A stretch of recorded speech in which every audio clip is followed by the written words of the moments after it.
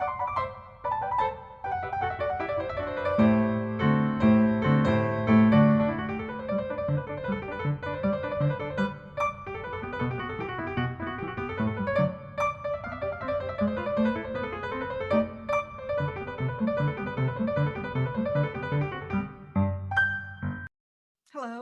I'm Elaine Smith, the Artistic Director of the Clamour Theater Company. We are holding these creative conversations with playwrights, with actors, with directors, so that you can find out more about Clamour Theater and about the artists who work with us. So welcome to this edition of Clamour Creative Conversations. And today we have with us Bethany Dickens Assaf, who is one of the playwrights for our third annual Playwrights Retreat, Clay and Water 2021. And she's going to be bringing her play Leviathan. And so welcome, Bethany. Thank you. Happy to be here. Great. Thanks for joining us. So it's great to have you here. Why don't you introduce yourself a little bit to our viewers? Tell us a little bit about your bio, your background, whatever you'd like us to know. Okay, awesome. Well, yeah, Bethany Dickens Assaf. I've been writing plays for March will be 3 years that I've been doing this. In that time, I've had over 50 plays produced around the country. But what I'm most proud of is that I'm the literary manager for Mad Lab Theater in Columbus. That's my gig. That's my day job. And also, I have the privilege of being one of the co-founders of Whiskey Theater Factory in Orlando, Florida. And we're doing our very first event here in a couple weeks, February 6th. We're going to be doing a 1-minute play competition to kind of launch ourselves out there. And it's just the most amazing group of playwrights and actors and directors, just trying to bring greater equity and to bring untapped voices to the fore in our theater community. So Great. yeah, that is me. Well, that's great. That's great. Tell us all a little bit about the play that you're bringing without, spoilers. Okay. Yeah, so Leviathan is about the monsters we create, the monsters that perhaps that we are, and a monster that might be in the lake. So what does that mean? Essentially, it's about two women who are looking to get pregnant, but one is having a really hard time. The one who is going to get pregnant is having a really hard time kicking alcohol. And so, obviously there's tension there that sort of gets ramped up when one of their cousins ends up stopping by, and he has some issues and some obsessions and some things of his own that sort of start to percolate. And so I guess the main question of the play is, can this couple make this work? Are we born with the obsessions and the monstrosities that sometimes can come from us, or is that something that's learned, and can we get over it? Is there any way for someone to get better, to recover? So I'm really excited to work on it. It's obviously never been produced, nothing done with it yet except for some readings, some table reads. So I'm really jazzed to get it to the next draft. Cool. Well, we're looking forward to hearing it. So first of all, where did you hear about the retreat, and why did you decide to apply? I think I heard about it on Play Submission Helper, perhaps, or a new play. Could have been. Yep.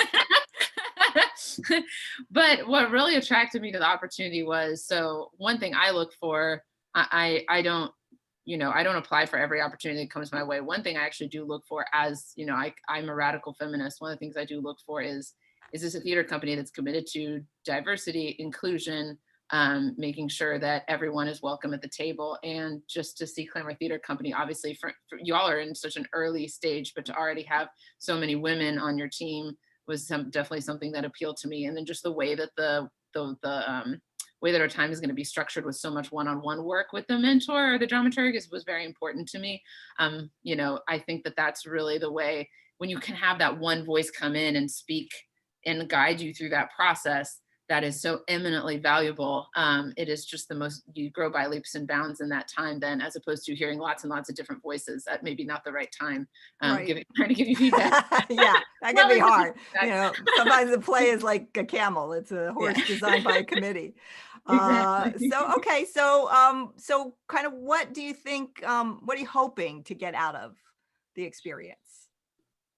Yeah, I mean, I'm hoping just to get some direction. I believe and it gives me great hope and great pleasure to believe this, is that, first drafts are not the end point. That it's a crappy first draft, to put it in the PG rated language, but that I'm hoping that someone can help me help me give more focus to the plot, help with a couple of characters, improving their arcs and just deepening that characterization. I have a pretty stark shift from act one to act two. Does that work? Does it not really work? That change in perspective, and how can that be sort of smoothed over? And yeah, just really looking forward to that time. And I'm still fairly new at this compared to some, and so I'm really just excited, looking forward to the opportunity to just meet other playwrights, be in community, and just focus on this play and my craft in Yeah. general. Great. Well, one of the things we try to look for when we choose playwrights is a sort of a range of levels of experience, so that Mm. not everybody um, is, try been through the mill, and some people are can learn, so that the more experienced playwrights can sort of rekindle that sense Mhm. of, oh, look what we get to do, that the younger ones or the more inexperienced ones sometimes have, and the more inexperienced people can get some pointers from the old pros. So, and that's worked out pretty well so far. So that's cool.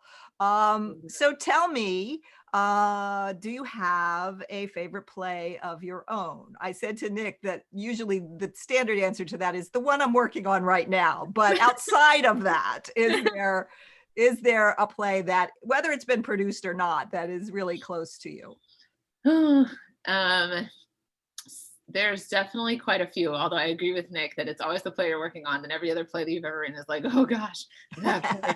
um, there is a play that I have just this sweet fondness for, that I have a master's in history. I have a huge love for British literature, particularly of like the long turn of the century, so Oscar Wilde and Edith Wharton. So I wrote a play about a queer woman in that time period. It's a chamber drama. There's farce, there's all sorts of shenanigans going on, and it's funny. I mean, I think that they're obviously, in everything I do, I fight the patriarchy and everything, so that's got to come up to a certain extent. But I just love it so much. I don't know what to do with it. At one of my workshops, we read it over the course of a few months, and that was great. I just don't know where to send it next. I'm like, okay, it's a period piece, 5 characters, they all have to be costumed. Yeah. That's a production hurdle. But Exactly. So one day, one I'll day. find. I believe there's a home. There's probably a home for it somewhere someday. What's the title? Parlor games. Parlor games. Nice. Mhm. I like that. I'll have to look for it. Is it on New Play Exchange? No, not yet. Not yet. It Okay. was a total gas to write. I want to make the edits from the workshop that I got before I throw it out there. I do Sure. think that it could potentially be. I have a lot of connections at a couple universities, perhaps a college play, something to play Yeah. around with, because it is. I'm so open to continuing to work on it. Might be Great. a fun way to engage with students. Yeah. Yeah. No, that's good. Good. So now, outside of your own work, do you have have you got like 3 favorite plays, whether that you've seen or read, that you are interested in and like, and what are they? Yeah. So 3 plays is very hard, but I mean, my first answer whenever someone asks me this question is Every Brilliant Thing, which is a one-person show by Duncan Macmillan, which is a young person sort of recounts their mother's mental illness and being a child, and trying to, basically be in the horrible position of persuading the mother, not to commit suicide. It's a very tragic play, but at the same time is full of hope.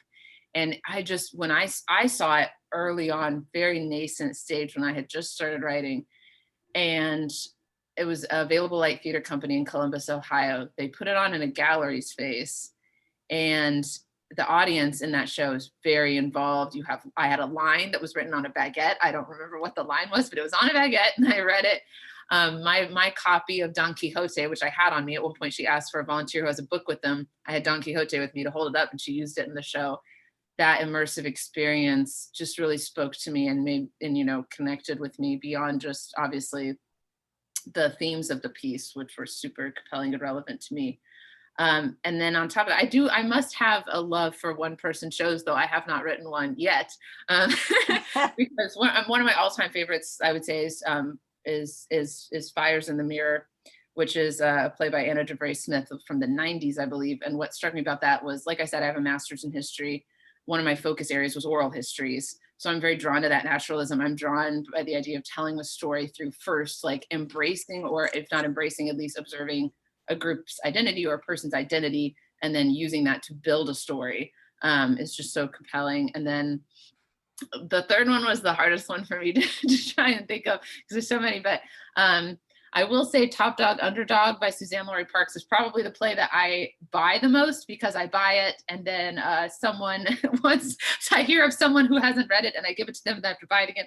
But I just love that, that's a piece between two men, and it's the pacing in it is incredible. The rate of revelation is astounding. What she is able to mine from this one relationship between these two brothers is extraordinary. So those are my three. I could come up with 30 more probably. That's cool.